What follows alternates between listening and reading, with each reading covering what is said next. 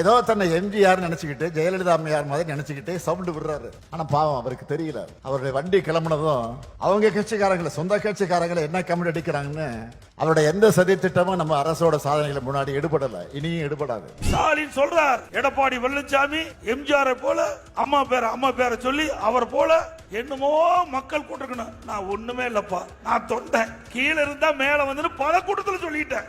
எந்த தைரியத்துல எதிர்கட்சி தலைவர் இந்த பகுதியில இருந்து தன்னுடைய பிரச்சாரம் தொடங்கினான்னு எனக்கு புரியல. ஆனா நிச்சயமா சொல்றேன், அதிமுகவோட 2026 தேர்தல் தோல்வி இங்க இருந்து தான் தொடங்க போகுது. இங்க இருக்கின்றவர் போல எங்களுடைய தலைவர் பேச்சை கேட்டு படிப்படியா உயர்ந்து இங்க வந்திருக்கிறேன். நான் பல கூட்டத்தில் சொல்லியாச்சு, நான் தலைவர் என்று எப்போதுமே சொன்னது கிடையாது. எல்லா தொலைக்காட்சியில் நீங்க பாருங்க, பல்வேறு கூட்டத்தில் பேசிய பேச்செல்லாம் கேளுங்க. ஏன்னா அவர் கேட்கறதுக்கும் எப்போ கேட்டதும் கிடையாது, அவரு மற்ற சொல்வதும் கேட்க மாட்டாரு, தனக்கும் கிடையாது. அது வேண்டாம், தப்பா போயிரு வேண்டாம். ஏற்கனவே 2024 தேர்தல் உள்ளாட்சி தேர்தல் இடைத்தேர்தல்கள் இந்த மன்றத்திலிருந்து தான் அவர் தோல்வியை பார்த்துட்டார். அதுதான் வர சட்டமன்ற தேர்தலையும் தொடர போகுது. ஊரா சுந்தரம் பஸ்ல போய் டிராவல்ஸ் பஸ்ல போய் பொய்களை கத்தி உறக்க பேசினா தன்னுடைய அலங்கோல ஆட்சியை மக்கள் மறந்துட்டு இவர் பேசுறதெல்லாம் நம்புவாங்கன்னு நினைச்சுக்கிட்டார். ஆனா அவர் ஆசையில மண் விழுற மாதிரி உங்களுடன் ஸ்டாலின் நலங்காக்கும் ஸ்டாலின் நம்ம அரசோட திட்டங்கள் மக்கள்கிட்ட பெரிய இட்டாயிடுச்சு. அந்த வைத்தறிச்சல்ல தான் திமுக அரசு மேலும் மேலும் ஸ்கோர் பண்ணிவிடக் கூடாது, மக்களுக்கு நன்மை நடந்துடக்கூடாதுன்னு மக்கள் நலத்திட்டங்களுக்கு தடை விதிக்க நீதிமன்றம் போனாரு.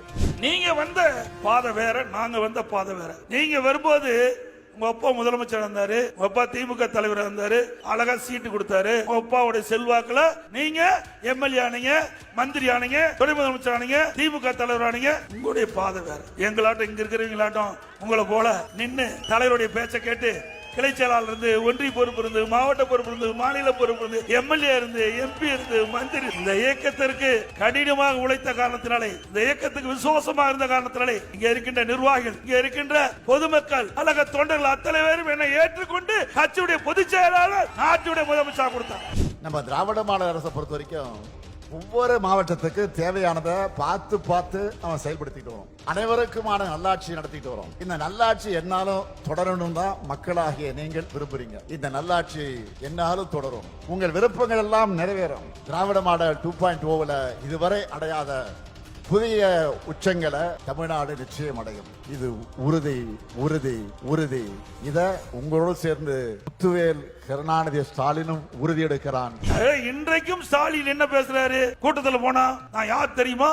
முத்துவேல் கருணாநிதியுடைய மகன். உங்க அப்பா பேரை சொல்லிதான் உனக்கே தெரியும். உங்க அப்பாவுடைய அடையாளத்தை தான் நீ வாழ்ந்துட்டு இருக்கிற. அப்படித்தானே கூட்டத்தில் அப்படித்தானே பேசுறாரு.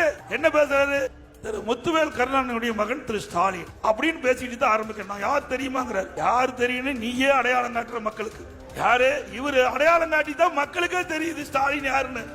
ஸ்டாலின் அவர்களே, எங்களை போல் கடினப்பட்டு உழைத்து ஒரு பதவிக்கு வருவது எவ்வளவு கடினம் என்பதை உணருங்கள். எந்த உழைப்புமே கொடுக்காம ஒப்பா அடையாளத்துல நீங்க முதலமைச்சர், நீ திமுக கட்சி தலைவர், நீங்க எங்களை பத்தி பேசலாமா? நீங்க உழைக்காதவர்களுக்கு இவ்வளவு தில்லு திராணி இருந்தா, உழைத்து வருகின்றவருக்கு எவ்வளவு தில்லு திராணி தெம்பு தகரீபு இருக்கும்.